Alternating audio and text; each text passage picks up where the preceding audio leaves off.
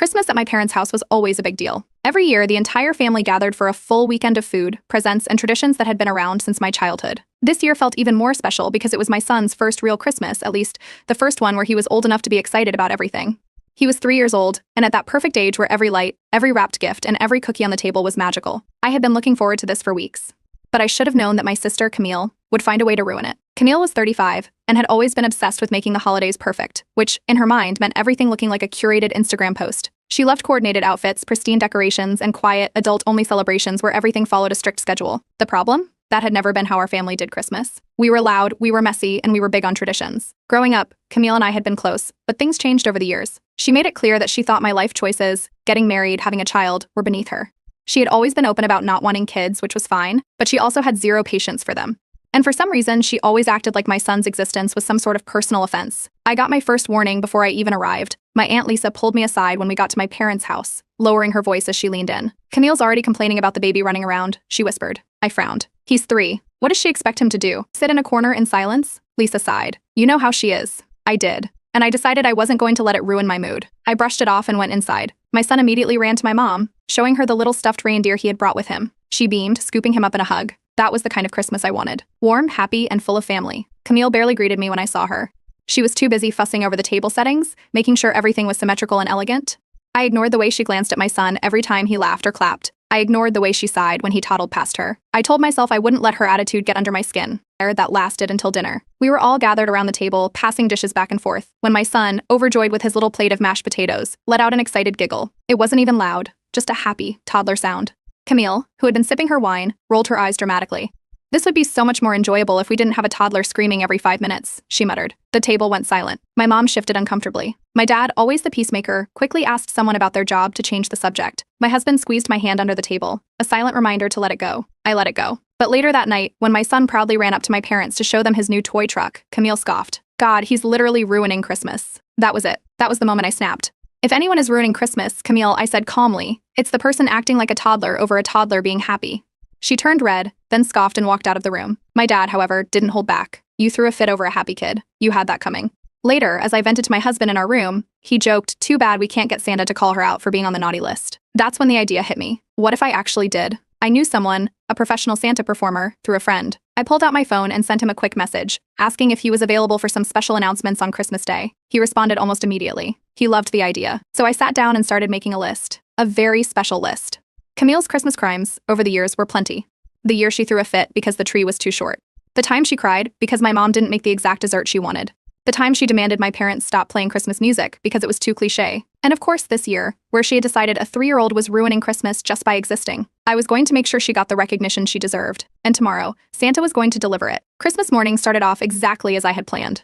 The living room was full of wrapping paper, the smell of cinnamon rolls filled the air, and my son was running around showing everyone his new toy truck. My parents were busy setting up brunch, my husband was helping my dad with coffee, and most of the family was lounging around in pajamas, was still waking up from the late night before. Then the doorbell rang. My hired Santa arrived in full costume, complete with a red suit, white beard, and a giant sack of presents slung over his shoulder. The kids went wild, jumping up and down as he stepped inside with a deep, jolly laugh.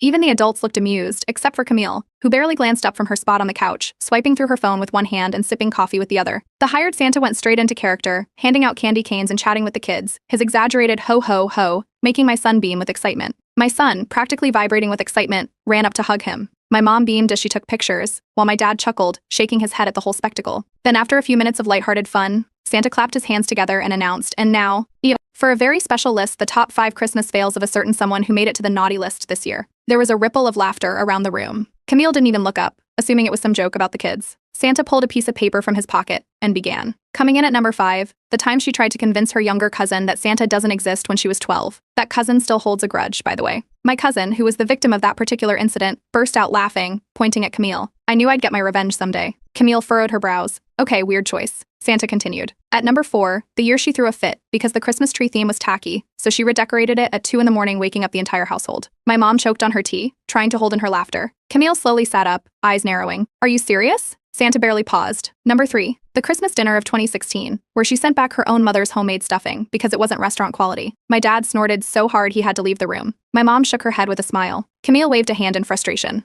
"Okay, this is just stupid now." By this point, even my usually reserved uncle was wheezing. My aunt wiped tears from her eyes. Number 2, Santa bellowed. The time she made the family take 3 rounds of Christmas photos because she wasn't happy with her angle, and then forgot to send the cards anyway. My brother cracked up. Oh my god, I forgot about that.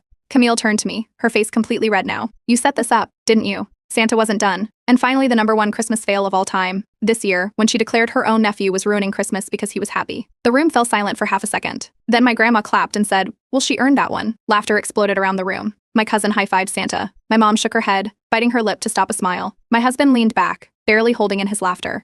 Camille gasped audibly. She glanced around, realizing nobody was rushing to defend her. Then without another word, she stood up so fast her coffee cup nearly tipped over. This family is impossible. She stormed upstairs, slamming the door. Nobody followed. Santa dusted off his hands, took a bow, and said, and with that, I take my leave. The entire family erupted into laughter again. The moment Camille slammed her door, the living room settled into a strange silence. My dad let out a long sigh, rubbing his temples. My mom, standing near the Christmas tree, glanced toward the staircase before shaking her head. She tried to smooth things over, her voice calm as she said, maybe we shouldn't have embarrassed her like that. But the way she bit her lip to stop herself from laughing told a different story. Across the room, my cousin leaned in and whispered, okay, but that was the best thing I've ever seen at a Christmas gathering. A few chuckles went around, but for the most part, people started moving on. My mom, ever the peacemaker, took a deep breath and walked up the stairs, knocking softly on Camille's door. Come back down and enjoy the rest of Christmas, she called. No response. A moment later, my mom sighed and walked back down. She's not in the mood. Nobody was surprised. Meanwhile, the family's group chat had exploded. Relatives who weren't even at the gathering were messaging, asking for details. Someone had already posted a summary, and within minutes, laughing emojis flooded the chat. Why didn't anyone record it? Santa did what? Camille deserved that one. This is the kind of Christmas drama I live for. It was chaos. Some family members, particularly the ones who had clashed with Camille before, were openly entertained. Others sent cautious messages about how maybe things went too far. But overall, it was clear that the majority of the family thought it was hilarious. About an hour after Camille had locked herself away, my phone buzzed with a message from her. Nice to know you enjoy humiliating your own sister. You ruined Christmas more than your precious child ever could. I stared at the screen for a second before typing back. You did that to yourself, Camille. Maybe next year, don't be so mean to a 3-year-old. No response. That didn't mean she was done. At first, Camille scoffed and dismissed the whole thing as stupid, rolling her eyes whenever someone mentioned it. But as the day went on and more family members laughed about Santa's list, her irritation started bubbling over. By that evening, she was on the phone with my Aunt Lisa, clearly hoping for some sympathy.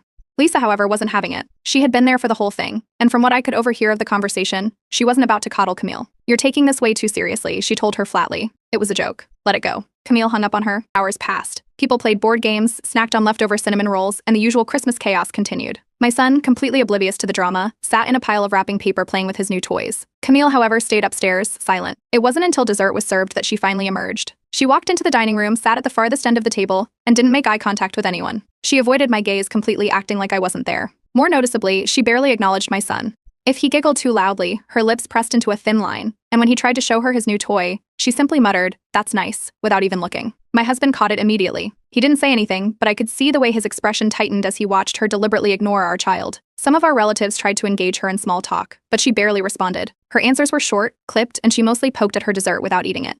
The tension at the table was thick, but nobody addressed it directly. Then as we were cleaning up, Camille stood up, grabbed her bag, and walked straight to my mom. "I'm not coming next year," she declared. Everyone turned to look. My mom, still stacking plates, barely glanced up. "That's your choice," she replied casually. Camille clearly hadn't expected that reaction. She stood frozen for a moment, as if waiting for my mom to backtrack and beg her to reconsider.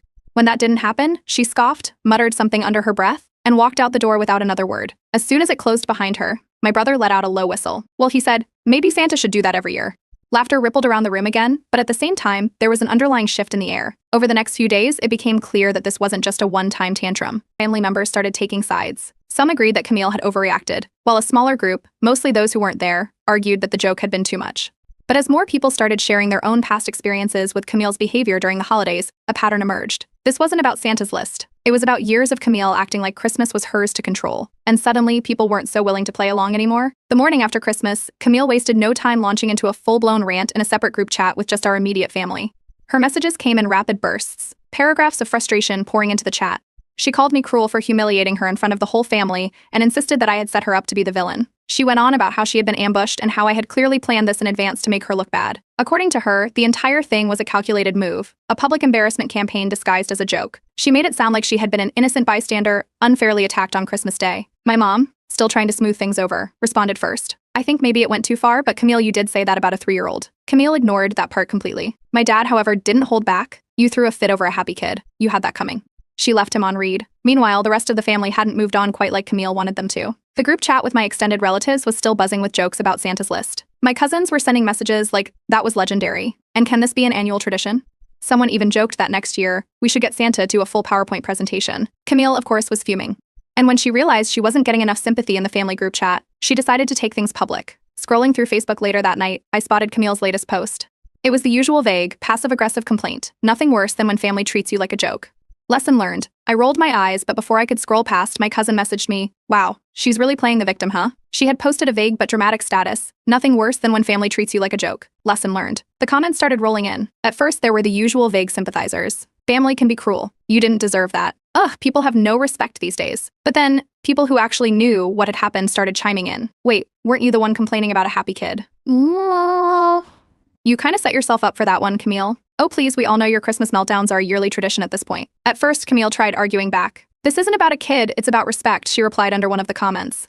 But the more people pushed back, the clearer it became that she wasn't going to get the reaction she wanted. After a few more weak attempts at defending herself, she quietly deleted the post. She wasn't done though. A little while later, I got a direct message from one of her friends, Jessica. "That was really mean." Camille is devastated. I stared at the message for a second before typing back.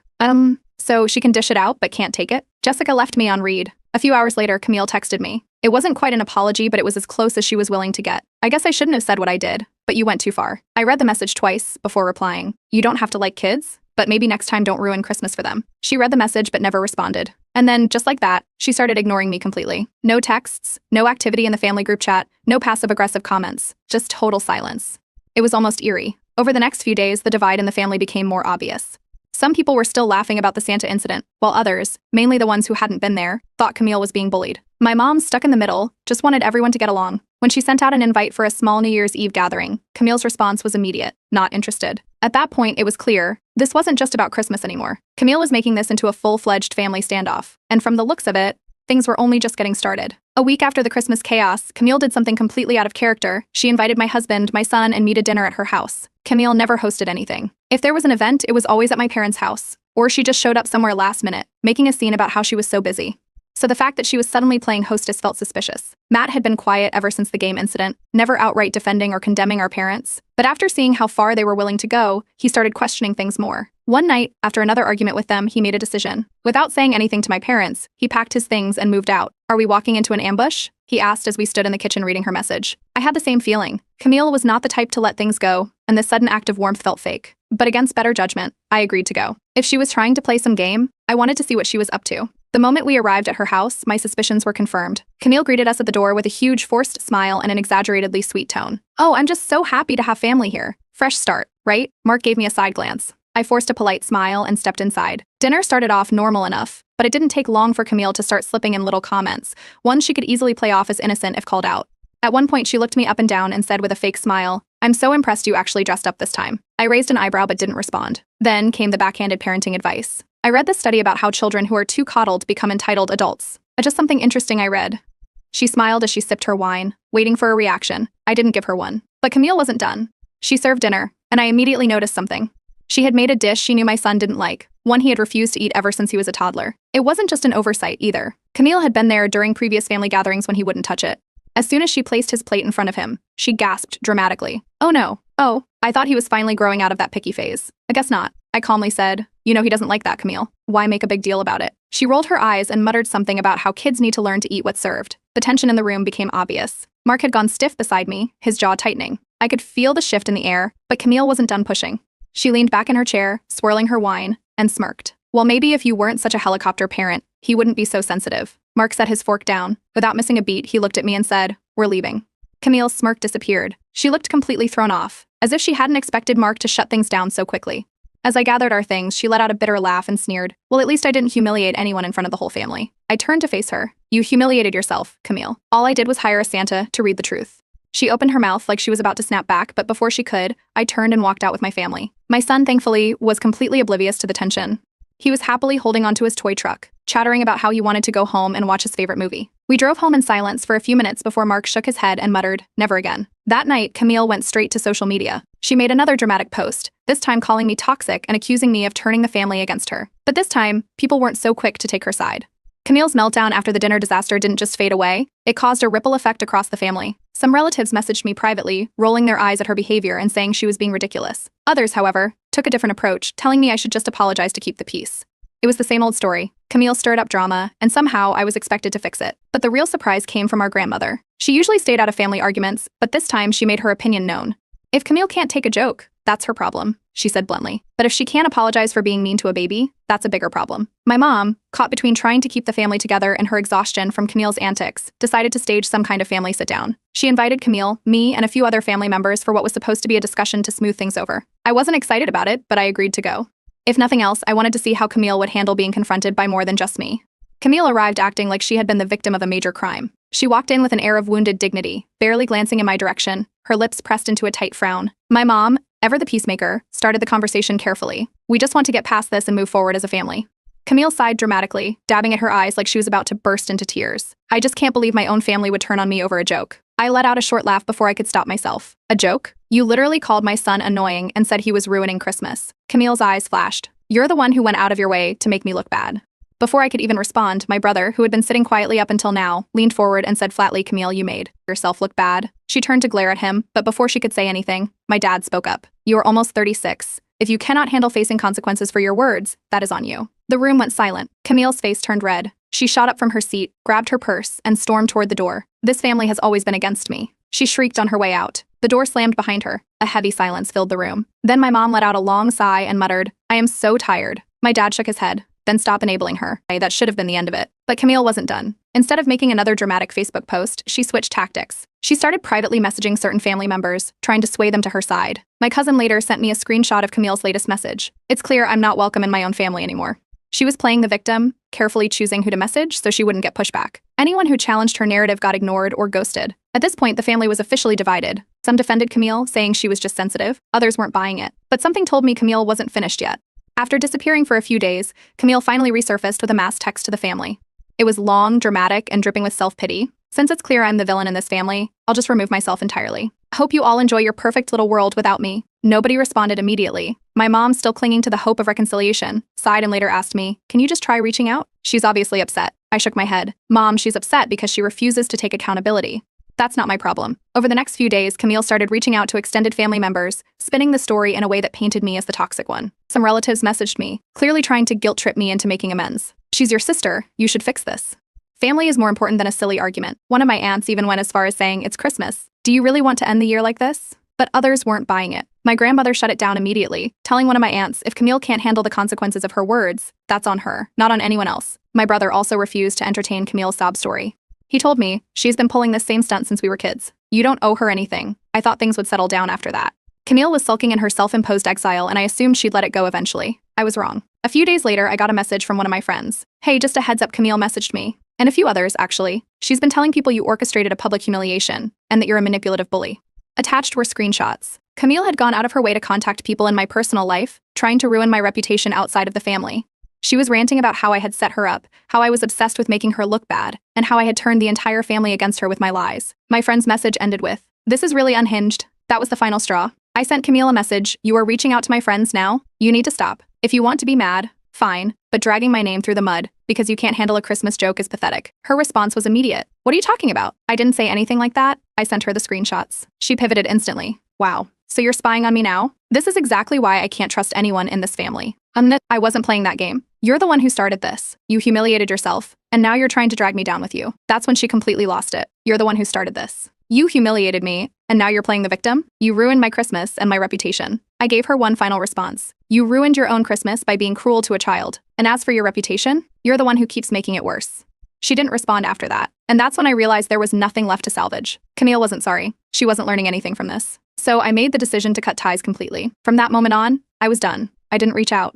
I didn't try to fix things. I didn't engage with her drama anymore. If she wanted to isolate herself from the family, that was her choice. Camille, feeling cornered, started pulling away from certain family members while doubling down with others. She continued talking to the few relatives who sympathized with her, feeding them a new narrative about how she was being ostracized. Meanwhile, those who didn't support her got the cold shoulder. At one point, my Aunt Lisa mentioned that some relatives were tired of the drama and had started distancing themselves from both of us, not wanting to take sides. I told her they could do whatever they wanted. I wasn't wasting energy on this anymore. The real shock came when my mom, After years of making excuses for Camille, finally admitted, maybe I'd been babying Camille too much. It was the first time I had ever heard her acknowledge it. Despite all the chaos, my son had the best Christmas ever. He was too young to understand the drama, and to him it was just a magical holiday filled with gifts, family, and a special visit from Santa.